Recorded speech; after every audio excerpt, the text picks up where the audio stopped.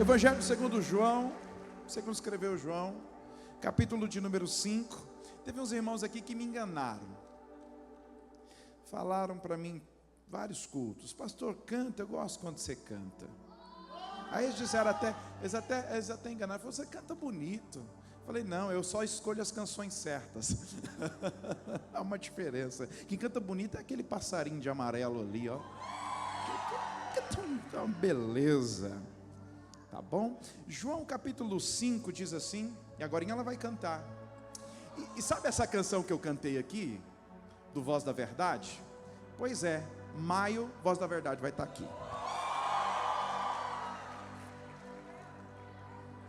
Evangelho segundo escreveu João, capítulo de número 5, versículo 1 diz assim: depois disto, havia uma festa entre os judeus, e Jesus subiu a Jerusalém. Ora, em Jerusalém há, próximo à porta das ovelhas, um tanque, chamado em hebreu Betesda, o qual tem 5 alpendres. Neste jazia grande multidão de enfermos, cegos, mancos e ressecados, esperando o movimento da água. Porquanto um anjo descia em certo tempo ao tanque e agitava a água, e o primeiro que ali descia depois do movimento da água sarava de qualquer enfermidade que tivesse. E estava ali um homem que havia 38 anos, se achava enfermo.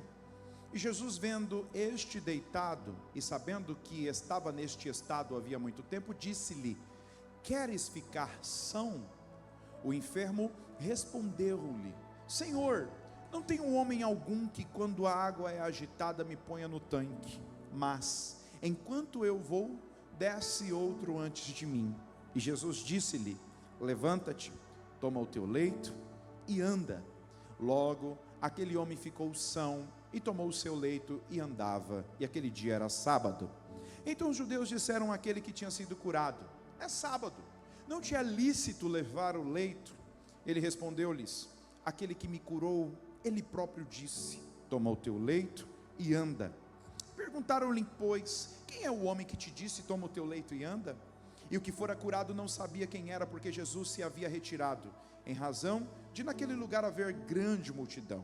Depois Jesus encontrou-o no templo e disse, preste atenção no que Jesus disse: eis que já estás são, não peques mais, para que não te suceda alguma coisa pior. Tome teu assento nessa noite. Eu quero por alguns momentos compartilhar este texto com vocês e compartilhar aquilo que Deus colocou dentro do meu coração.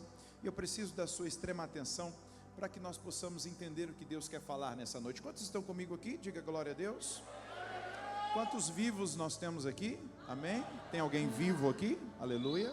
Glória a Deus. Tem alguém vivo aqui? Glória a Deus. Preste muita atenção. Eu estava lendo a respeito desse texto porque todos sabem, terça-feira nós estamos embarcando para Israel. E no ano que vem você vai? E no ano que vem você vai? No ano que vem estaremos juntos indo para Israel. Amém? Amém? Então, eu estava olhando a respeito dos textos, inclusive, este é um lugar, no capítulo 5, que fala de um lugar que nós iremos passar. Eu estava meditando a respeito dessa palavra, e estava me lembrando de outras vezes que nós já estivemos em Israel, e poucos anos atrás abriram este lugar para visitação, porque há pouco tempo atrás foi descoberto lá novamente o tanque de Betesda, neste lugar aqui próximo à Porta das Ovelhas. E quando a gente vai lá, a gente começa a fazer uma viagem no tempo, porque uma coisa é você ler as Escrituras com essa ótica brasileira, ocidental que nós temos. Outra coisa é você ler as Escrituras em cima do lugar aonde cada história aconteceu, entendendo cada parte, entendendo também a cultura daquela época. E esse texto se dá exatamente no momento que Israel estava sendo subjugada por Roma. E em Jerusalém, nessa época, morava cerca de 200 mil homens. E ali em Jerusalém havia 2 tanques. Havia um tanque que era chamado de tanque de Siloé, que durante os 12 meses do ano, aquele tanque tinha água. Por quê? Porque ele era sustentado, ou as águas da fonte de Gion enchiam o tanque de Siloé, de modo que sempre havia água ali. O tanque de Siloé era um tanque mais limpo, era um tanque usado para a purificação dos sacerdotes, já que ele ficava no pé da escadaria do templo. O sacerdote se lavava no tanque de Siloé e imediatamente começava a subir os degraus do templo. E ali eles começavam a cantar os cânticos dos degraus, porque assim Salomão escreveu. Todas as vezes que eles subiam uma plataforma, eles entoavam um salmo, porque eles estavam subindo para ter um encontro com o Senhor no templo. Então o tanque de Siloé era um tanque mais restrito, era um tanque onde tinha pessoas mais teoricamente puras, porque ali era um tanque muito usado para os rituais que se faziam no templo. E este era o tanque, um dos tanques de Jerusalém naquela época. E o outro tanque que existia era o tanque de Betesda, que era o contraste do tanque de Siloé. O tanque de Betesda, ele não possuía uma fonte para enchê-lo, então ele não permanecia cheio durante o ano. Para que o tanque pudesse permanecer cheio, aquele ano precisava ser um ano com bastante chuva, porque as águas das chuvas, as águas que vinham de outros lugares, dos lugares mais altos, eram as águas responsáveis por encher aquele tanque de Betesda. Então a água, teoricamente, entendendo isso, a água era mais suja do que o tanque de Siloé. Por ser mais suja, na verdade esse tanque era um tanque mais popular, aonde se reunia diversas pessoas de diversos lugares. Esse tanque estava próximo à Porta das Ovelhas, e a Porta das Ovelhas era chamada Porta das Ovelhas porque por aquele lugar entravam as ovelhas e todos os outros animais que eram usados para o sacrifício. A maioria destes animais bebiam água no tanque de Betesda, e a maioria desses animais também era lavados ali no tanque de Betesda, para que não tivesse uma mistura com o tanque de Siloé, visto que o tanque de Siloé era de águas mais puras. E neste lugar, em Betesda, esse era o nome dado para aquele lugar, porque Betesda em hebreu significa lugar de misericórdia. Havia uma crença, e nós não sabemos se a crença foi propagada pelos romanos, que próximo a este tanque estavam, porque ali, próximo a esse tanque, existiam muitas habitações dos romanos. Como eles souberam disso? Como nós sabemos disso, que este tanque tinha muitos romanos que moravam próximo deles? Porque nas escavações encontraram muitos objetos de idolatria, muitos deuses que eram deuses do paganismo romano. Então nós entendemos e chegamos à conclusão de que o tanque de Betesda era um lugar de puros e impuros, e os judeus mais ortodoxos, aqueles que eram mais religiosos, eles não iam ao tanque de Betesda, porque o tanque de Betesda era tido como um tanque impuro, aonde estava romanos que eram pagãos, e os judeus não se misturavam com os pagãos, e além dos romanos pagãos que estavam ali próximo àquele tanque, estavam também uma multidão de pessoas debilitadas. O versículo de número 3 vai dizer que naquele tanque jazia grande multidão de enfermos, cegos, mancos e ressecados, e eles estavam ali por um único motivo. Era uma multidão que cercavam aquele tanque, que todos os dias era levada para aquele lugar por um único motivo. Me pergunte qual? Eles estavam esperando o movimento das águas. Por quê? Porque havia uma crença naquele lugar de que um anjo de tempo em tempo descia até aquele tanque, movimentava as águas, e ao movimento das águas, o primeiro que entrasse era curado de qualquer enfermidade. Então estava aquele povo esperando este movimento. Quando nós começamos a estudar, os alunos de teologia que se formaram conosco aqui no ano passado, que fizeram um curso de teologia da visão profética, cadê eles? Nós estudamos sobre esse texto, e nós entendemos que o versículo 4 foi colocado 300 anos depois deste tempo. Por quê? Porque eles queriam, através do versículo 4, explicar a cultura que se existia naquela época.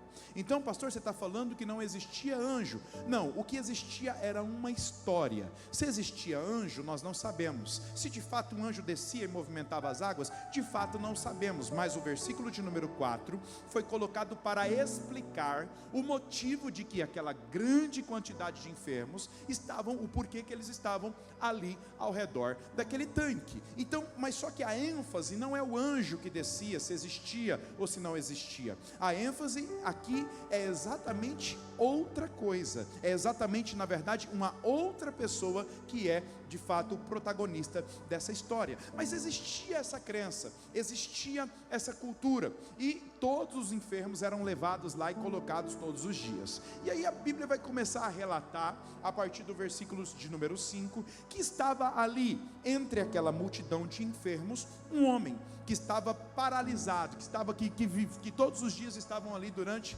38 anos. Este homem era um homem paralítico, um homem que tinha impossibilidade de locomoção. Então, provavelmente amigos, provavelmente parentes, levavam aquele homem até aquele lugar pela manhã e iriam buscar de tarde ou ao anoitecer, porque este era o costume daquela época. Aquele homem foi parar exatamente ali em Betesda por um único motivo. Me pergunte qual? Pecado.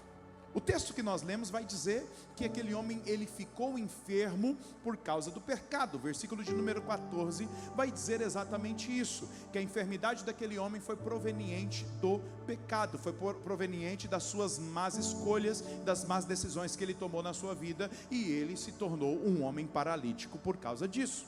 Aqui eu abro um parênteses para poder nos ensinar nessa noite, para poder compartilhar com vocês aquilo que de fato é bíblico.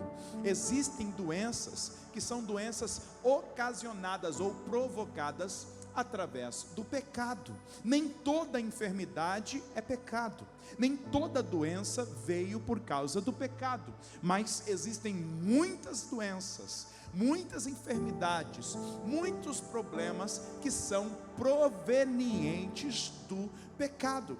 Pessoas que perderam a sua consciência, pessoas que deixaram a sua moral ser ferida, pessoas que perderam o senso daquilo que é bom e, acima de tudo, pessoas que perderam o temor do Senhor. Essas pessoas simplesmente começaram a viver a sua vida e pecar deliberadamente, sem pensar nas consequências. Mas a Bíblia vai dizer que o salário do pecado é a morte. Existe uma recompensa para todos aqueles que vivem uma vida de pecado. Existem consequências, é melhor do que recompensas, as consequências das escolhas erradas, a colheita que vem por causa das escolhas erradas. E o que acontece? Muitas pessoas hoje padecem por causa de escolhas erradas, pessoas que escolheram mal as pessoas com quem iria se relacionar, pessoas que escolheram mal o seu cônjuge, pessoas que escolheram mal as suas amizades,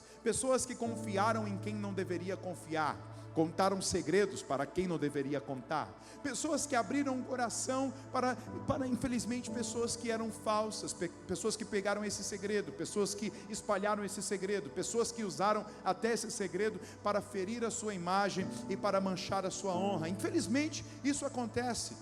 A vida, ela nos dá sabedoria. Quanto mais tempo vai passando, quanto mais situações nós passamos, mais nós aprendemos com a vida, mais nós aprendemos com as situações, aprendemos a lidar com pessoas. Interessante é que cada pessoa possui um arquétipo.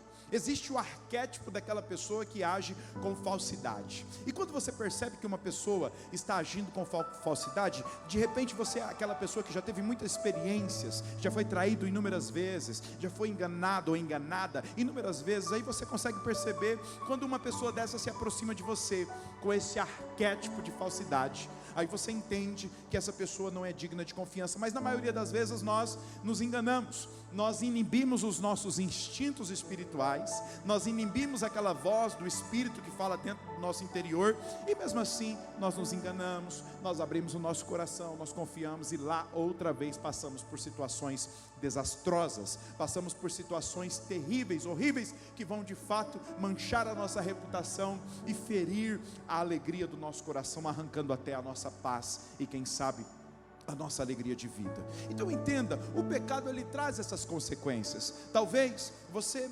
está vivendo uma vida onde você está preso em alguma situação embaraçosa, não sei, talvez pornografia, talvez um adultério, talvez problemas de cunho sexual, ou problemas até mesmo no caráter. Talvez você é aquele tipo de pessoa que está lutando contra um pecado. Entenda, preste muita atenção, eu quero te dar um ânimo a mais para você vencer esse pecado. E como? Eu quero fazer um marketing reverso. Todo pecado ele traz a consequência. Todos nós vamos um dia ou outro pagar pelos nossos erros. Entenda, quanto maior o pecado, quanto maior o desastre que nós permitimos na nossa vida, maior será a sua consequência, mais desastrosa será a sua consequência na nossa vida. Quando Deus diz para nós que nós devemos de fato viver uma vida de santidade, uma vida sem pecado, Ele está dizendo que Ele quer que nós vivamos uma vida sem o sofrimento desnecessário. Porque todos que pecam, todos que andam segundo a sua vontade, segundo o seu querer, segundo o entendimento e o desejo do seu coração, todos aqueles que pecam deliberadamente, vai sofrer a consequência do pecado. E a consequência do pecado é uma tristeza, é um desastre desnecessário na nossa vida. Por quê? Não precisávamos passar por isso, não precisávamos enfrentar certo tipo de situação, mas nós enfrentamos. Por quê? Porque fomos orgulhosos, teimosos, não queremos obedecer a Deus às vezes, e fazemos tudo do nosso jeito, agimos conforme nós queremos agir, nós dançamos conforme está tocando a música, e isso é muito ruim, porque às vezes o pecado vai nos levar a situações desastrosas, às vezes o pecado vai nos levar para caminhos ou para locais aonde nós não gostaríamos de ir. Eu me lembro uma vez de uma pessoa na minha infância que durante toda uma vida a sua mãe dizia para ele, falava: meu filho, eu não quero você andando com esse tipo de pessoas, eu não quero você andando com esse tipo de gente, eu não quero você fazendo o que você fez, eu não quero você agindo dessa forma, eu quero que você trabalhe, eu quero que você mude o seu comportamento, mude essas amizades que você está tendo, eu quero ver a sua vida sendo transformada. O que aconteceu? Um dia este colega, este amigo foi preso. Por quê? Porque estava com pessoas erradas, foi influenciada por essas pessoas erradas e pagou pela consequência do seu pecado. Posteriormente ele saiu da cadeia, disse: eu vou mudar de vida, eu quero uma vida nova, eu vou trabalhar, vou constituir uma família, eu vou viver certo, eu vou andar certo. Mas pouco tempo depois, com as mesmas amizades, com as mesmas companhias, se corrompeu novamente e infelizmente ele morreu. E isso foi a consequência das suas más escolhas. Tive inúmeros amigos na minha infância que hoje não posso ligar para eles ou mandar mensagem, porque eles não estão mais conosco por causa das suas más escolhas, e isso é a consequência das suas más escolhas. Este paralítico foi exatamente isso, é alguém que é o produto, desse pecado, esse pecado, quem sabe deliberado. E aí ele veio parar nessa situação, estando com pessoas que ele não gostaria de estar, vivendo uma vida que ele não gostaria de viver, porque o pecado faz isso. O pecado, ele alimenta uma esperança, uma falsa esperança no nosso coração, ele alimenta um falso desejo, cria uma pseudo expectativa dentro de nós, mas depois, na verdade, o pecado nos leva para os lugares mais horríveis da vida, nos leva para ambientes mais terríveis. Por quê? Porque isso é a consequência dos pecados. E este homem estava vivendo com um grupo de pessoas que ele não gostaria de viver, e vivendo uma vida que ele não desejou viver, porque ele poderia muito bem ser alguém que tivesse as suas pernas, andasse muito bem, se locomovesse muito bem, alguém que poderia trabalhar, alguém que poderia tirar o sustento do seu próprio trabalho, era alguém que poderia constituir uma família, casar, ter filhos e ter uma vida normal, mas por causa das suas más escolhas, ele colheu esta vida. 38 anos vivendo na beira de um tanque, 38 38 anos vivendo, esperando uma oportunidade de ser curado e de mudar a sua vida. Preste muita atenção, este homem era um homem que vivia na beira do tanque, era um homem que estava ali jogado diante de tudo, de todos que passavam, e era um homem que era impedido de adorar a Deus no templo.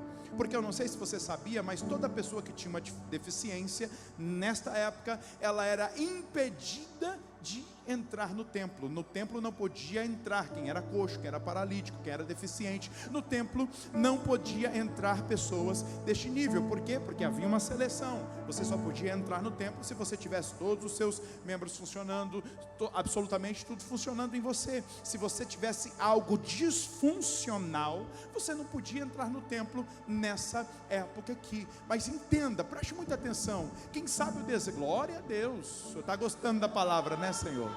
Aleluia, eu também estou. Então, olha só, preste muita atenção no que eu quero te dizer nessa noite. Eu quero chamar a sua atenção para isso. Porque talvez o desejo desse homem, tudo que ele mais queria era poder entrar no templo, porque ele via as pessoas passando com os animais, lavando os animais, dando a comida para os animais, levando os animais para o sacrifício. Este homem sabia muito bem sobre todos os ritos que acontecia. Esse homem via as pessoas passando por ali, as pessoas caminhando, as pessoas andando, as pessoas indo cultuar. Nos dias de festa que acontecia, Jerusalém naquela época reunia cerca de 1 milhão de pessoas, e ele via essas pessoas indo para Jerusalém para adorar a Deus, para subir no templo, para sacrificar a Deus. Mas esse homem estava impedido de ir cultuar e de ir participar da programação do templo. Preste muita atenção, o privilégio que nós temos nessa noite. Muitas pessoas gostariam de estar aqui, sentado no banco que você está, e dando o glória a Deus que você até agora não deu.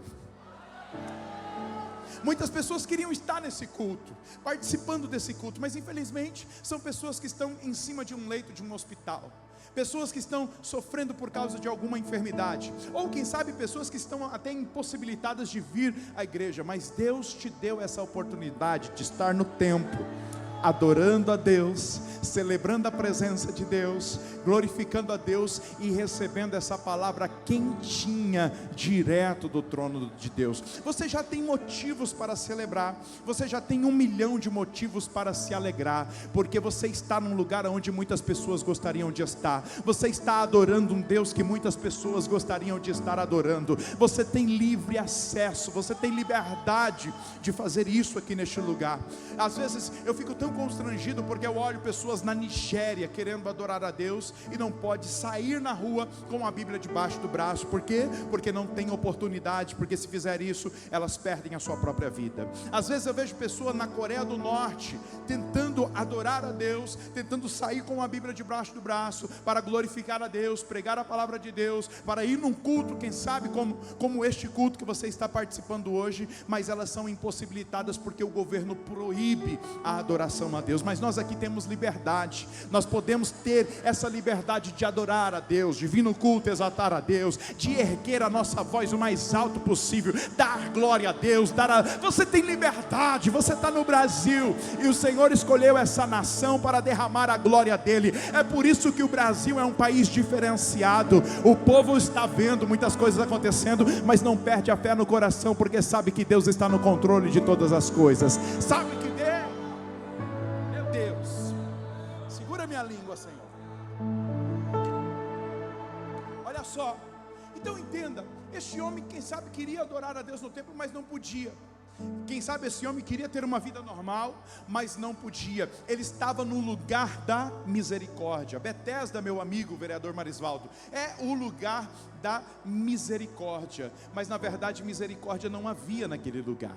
Os paralíticos estavam jogados no chão, os coxos estavam também jogados no chão, os enfermos estavam esperando o movimento das águas, mas na verdade eles não eram assistidos, eles na verdade eram a escória da sociedade. Havia um contraste, onde pessoas sãs, pessoas ricas passavam por ali e desprezavam essas pessoas que não tinham ninguém, desprezavam essas pessoas que não tinham expectativa de vida, e a única esperança que elas tinham era estar ali na beira do tanque e esperar o movimento das águas para poder descer lá e quem sabe receber a sua cura.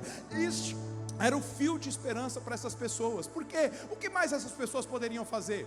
porque ali era o único lugar de esperança, ali era o único lugar que poderia, quem sabe, alimentar uma expectativa dentro do coração deles, porque quem sabe, eles pensavam, quando movimentar as águas, eu vou descer lá embaixo, eu vou entrar lá dentro, eu vou ser curado, e eu vou ter a minha vida normal. Aqueles homens estavam esperando as águas se movimentarem, mas as águas não se movimentaram no tanque, as águas se movimentaram lá fora. Jesus, a água viva,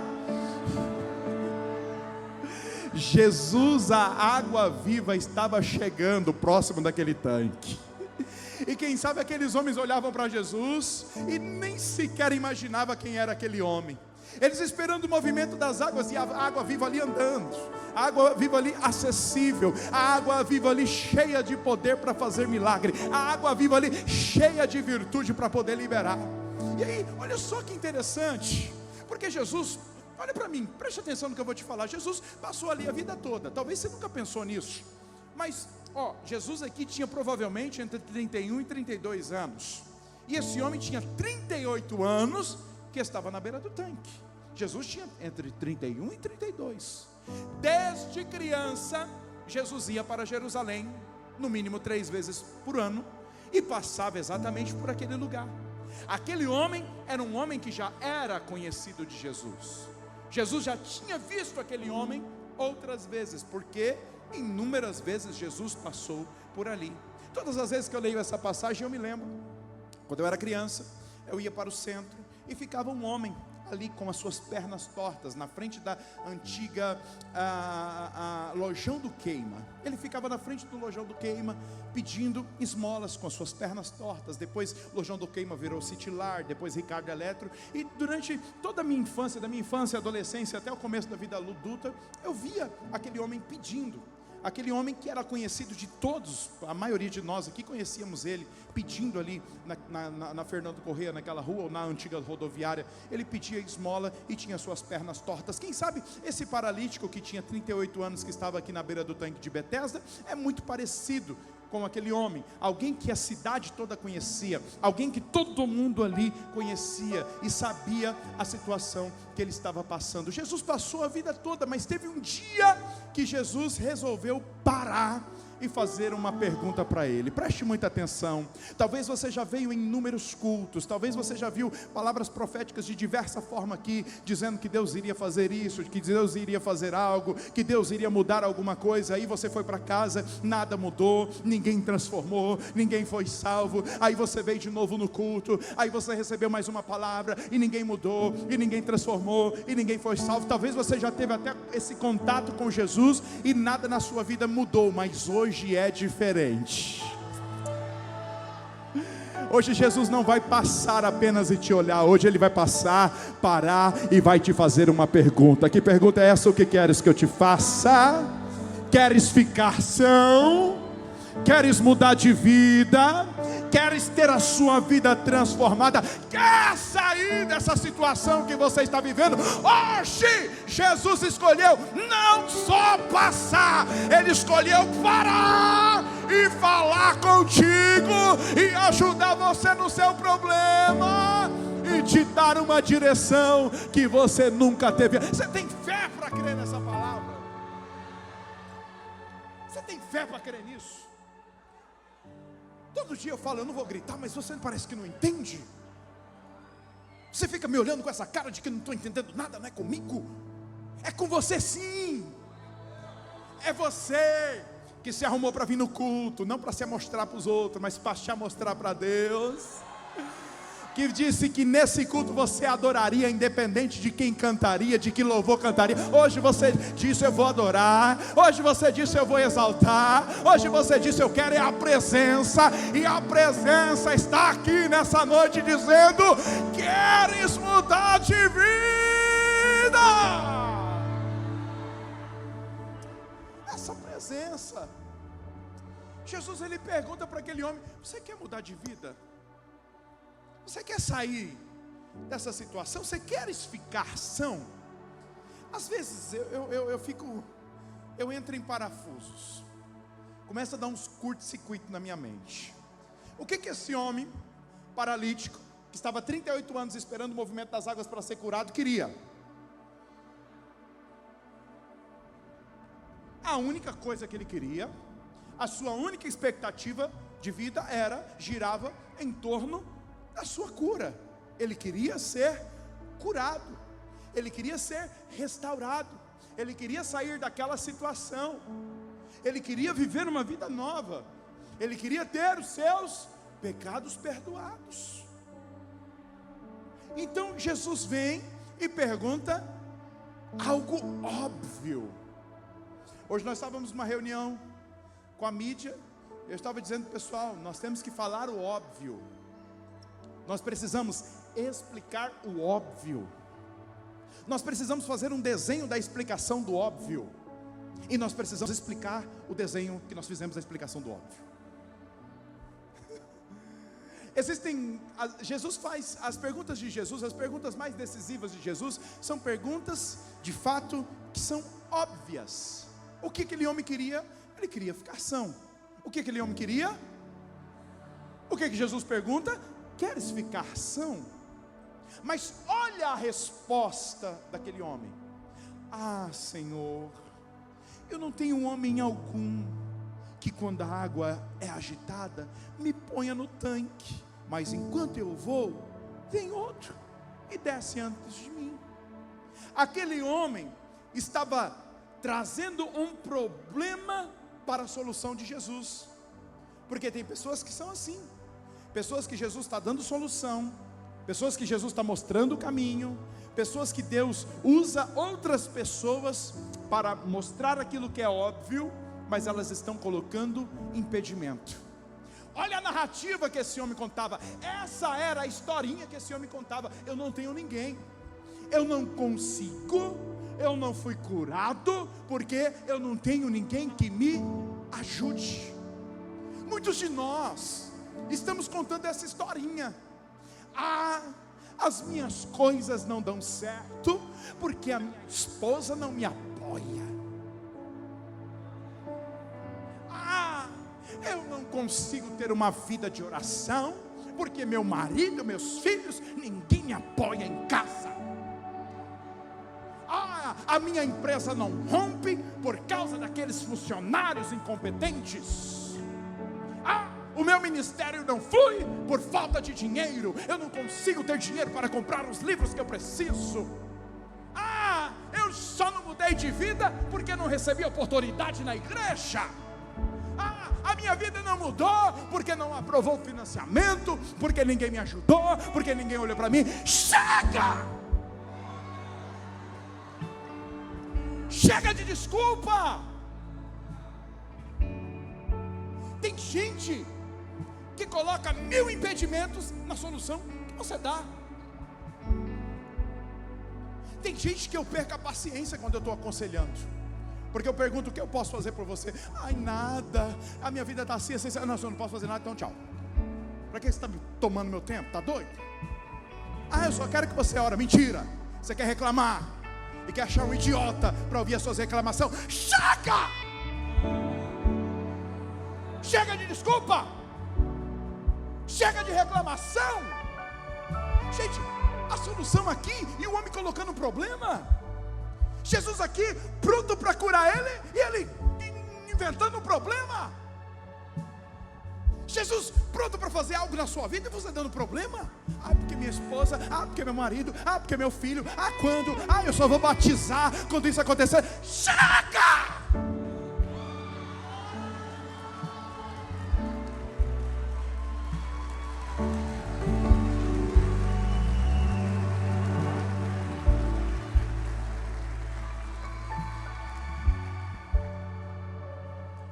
Eu só vou servir quando mudar o líder da equipe.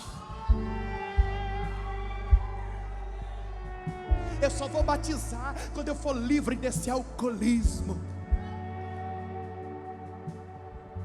Ah, eu só vou comprar uma casa quando... para com isso. Preste atenção. Jesus abriu uma janela de oportunidade para mudar a vida de crente aqui nessa noite, e muito crente está dando desculpa para ele. Jesus abriu uma janela de oportunidade para transformar a nossa vida, e às vezes nós viemos com tanta desculpa. Porque se eu tivesse uma voz igual a da pastora Maida, eu ia evangelizar. E é nada, a voz linda que Deus te deu. Mas eu não canto igual ela. Você não precisa cantar, você só precisa fazer o que Deus chamou você para fazer. Nem todo mundo é igual. Queridos, preste atenção. Olha para mim nessa noite e coloca muito amor nas minhas palavras. Eu quero chacoalhar o seu mundo e dizer para você que Deus escolheu você, que tem algo que Deus viu. Ele olhou para você, e se Ele olhou para você, existe algo em você que chamou a atenção dele. Se Ele olhou para você, mesmo que não tenha algo que chamou a atenção dele, Ele quer te ajudar a algo, a fazer alguma coisa, a mudar de vida, a ter a sua história transformada. Talvez fazer uma obra dentro do seu casamento, para que através do seu casamento você possa restaurar outros casamentos. Será que Deus está falando? Entende? A fé é para isso, para a gente aprender a ouvir a voz de Deus e parar de dar desculpas para aquilo que Deus quer fazer na nossa vida. Chega de desculpas. Hoje você precisa colocar um basta em toda desculpa na sua vida. Amanhã eu oro, hoje eu não vou orar porque eu estou com visita em casa. Vai orar hoje junto com a visita, vai converter a visita, vai trazer a visita para a igreja.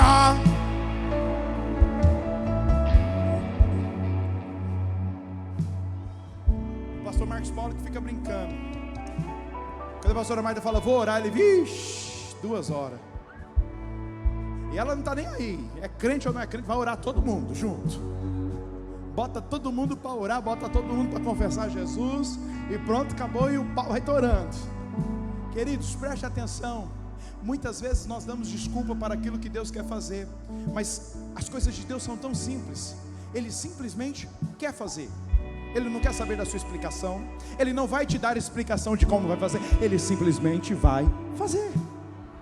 E quando esse homem entendeu isso, na verdade ele não entendeu, ele só entendeu depois que ele foi curado, porque ele não sabia quem era Jesus. Mas quando ele teve um encontro com de fato o Messias, o Cristo, ele ouviu a palavra de comando, ele ouviu a palavra de ordem. Jesus não parou para ouvir a desculpa. Jesus não olhou para ele e falou, ai tadinha, é verdade, você não tem ninguém mesmo não, coitado de você. Se eu fosse você eu ia rolando. Não. Jesus não falou isso. Jesus não deu ouvido para as desculpas dele. É por isso que às vezes eu começo a agir igual Jesus. Tem gente que vem me dando um monte de desculpa.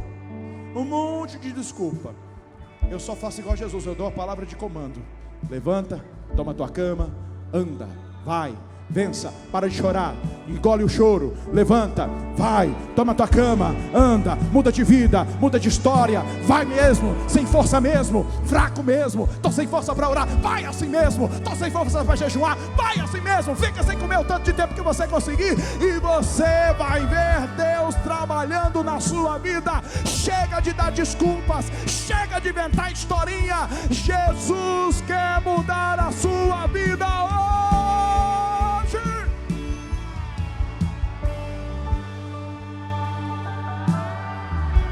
Eu preciso encerrar, mas eu preciso dizer isso. Tem gente aqui nesse culto e ali naquela live dizendo, eu não vou aceitar Jesus, só vou aceitar Jesus quando Ele fizer algo na minha vida. Aceita para você ver se Ele não vai fazer. Eu não vou confessar a Jesus porque eu estou esperando eu sentir. Está esperando sentir o quê? O vazio da morte? Esperando sentir o quê? Você não está sentindo nada? A presença de Deus palpável aqui, a glória de Deus invadindo esse lugar. Você não está sentindo nada? Você não está entendendo que Deus te chamou, você mesmo, para estar aqui hoje, para ouvir essa palavra e para parar de dar desculpa e mudar de vida? Ver Jesus escrevendo a sua história. Presta atenção, vou encerrar dizendo isso. Preciso encerrar, e vou encerrar nesse exato momento dizendo isso. Quando Jesus manda aquele homem se levantar, ele simplesmente se levanta, e através do comando de Jesus ele é curado. Quando ele se levanta e é curado, meu tempo está acabando, eu não vou aplicar aqui, mas nós vemos que os judeus da religião vai ficar indignado, Por quê? Porque aquele homem estava quebrando um padrão, ferindo um princípio. Qual era o princípio? Levar a sua cama, caminhar com a sua cama durante o Shabat, durante o sábado. E aí o que acontece? Eles começam a implicar com aquele homem. Eles começam a ficar desesperados porque alguém quebrou o padrão. Alguém inverteu as regras. Alguém saiu fora daquilo que era ordinário, estava fazendo e vivendo aquilo que era extraordinário. Já tem uma pessoa que entendeu ali. Porque eu não sei se você percebeu, mas quando Jesus faz um milagre na nossa vida, a gente quebra o padrão. Quando Jesus faz um milagre na nossa vida, a gente vive uma coisa tão inusitada que incomoda até quem é religioso, que incomoda até quem deveria aplaudir o que Jesus fez na nossa vida. Não sei, mas interessante é que nesse dia de João capítulo 5, após 38 anos aquele homem viver essa vida, através de uma palavra de Jesus, ele mudou de vida. E além de mudar de vida, ele mudou também de geografia. Ele tinha um endereço fixo. Se quisesse encontrar aquele paralítico durante o dia, era só ir no tanque de Betesda que encontrava ele lá. Mas agora, todo mundo que procurava ele no tanque de Betesda não via ele mais. Por quê? Porque ele recebeu um toque de Jesus, mudou de vida e teve também a sua geografia mudada.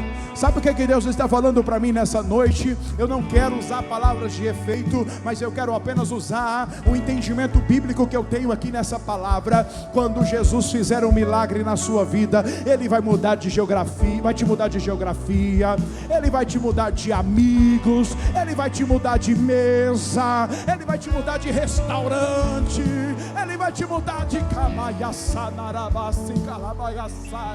Quando Jesus fizer um milagre na sua vida, eles vão te procurar naquele lugar e não vão te achar. Por quê? Porque o seu endereço mudou, a sua vida mudou, Deus transformou você, Deus te aprovou, Deus te mudou. Se você consegue crer,